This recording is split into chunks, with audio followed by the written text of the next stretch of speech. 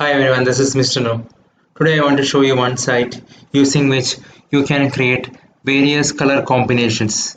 So color combinations are important because otherwise whatever color you normally choose, it becomes very funky. Whether it is your PPT, whether it's your presentation, or if you are just a designer. So the color combinations are quite important.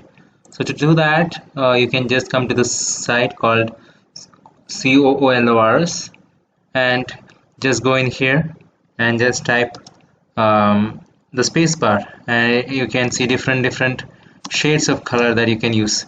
So if you use these colors in your presentations, if you use this color in your designs, it will look better. So it's very easy to do that. You can get the color code from here, and now if you want to use that offline, if in your some other offline paintings, then you can do that. You can just go here and export as an image and say colors and say export. Then you can see these colors. You can take a print out of it if you want. So this way it's very useful. Thank you very much. Subscribe now and press the bell icon. Never miss an update.